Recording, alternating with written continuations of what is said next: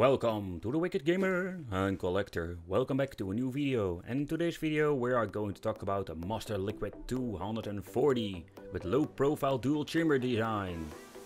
And for this, this is just my new CPU cooling upgrade. I'm not going to use the stock cooler, I'm going to use the MasterLiquid 240. Yeah, let's do a little bit of an overview of the box. I am using 2011 socket. And yeah, it's a pretty nice box, and there's already a lot of boxes. Here a little bit of the specification, what kind of CPU sockets it's supporting, and other like air pressure, airflow, noise level. Here we can find the measurement of all the components like the radiator itself and the pump. Oh, it's finally time to do an unboxing. Let's get this bad boy out of the box.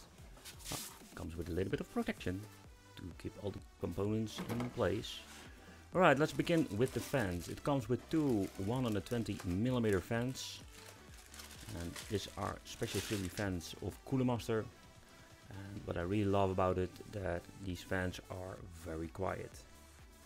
The Master Fan 120 EB. Let's see, what do we have more?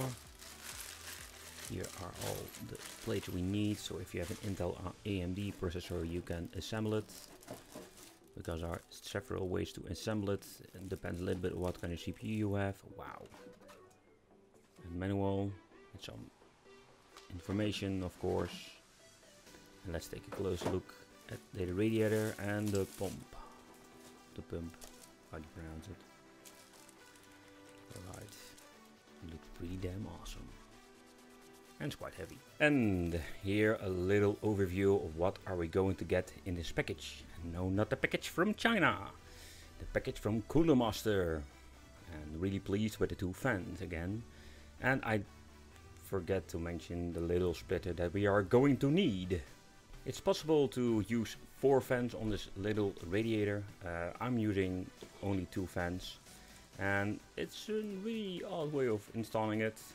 We got a really long screw, stick it in and screw it on the radiator. That's it. Easy as that. Alright. Already assembled one fan, and I'm going to show you how we're going to assemble the second fan. And what I really love about the fans is that it got a little bit of rivet compound on the connection. So when screwing it together, the vibration of the fan will not go further, it will be stopped, and that is what I really love about it. In the past I had some fans that, I had that really little rings of rubber, but the main problem with these things was you can only use them once, and were really horrible when adding the fans to the radiator or casing. So yeah, easy is that you can just screw them on, of course tighten them up with a screwdriver, and that's it, and you are ready to go. So in overall, it's a really nice piece of hardware that you're going to get for the money, because this thing is under the €100. And what can you expect from a dual fan radiator cooling under €100? Because mostly you pay more than €100 for a cooling device. I want to thank my local store Dutch Computer Service for advising me this. My CPU, my i7 8400, stays under 68 degrees. On full load, stressed out, so that is really awesome. I hope you really enjoyed this video. I want to thank you for watching. Don't forget to like and subscribe to my channel. And stay strong, stay positive, and stay wicked. And game on! Hi fellow YouTubers, I want to thank you for watching, and don't forget to like and subscribe to my channel. Yes, and you also can follow me on Facebook, Twitter, don't give a shit about Twitter, but Instagram. I make pretty picture and I send on Instagram. So yeah, follow me.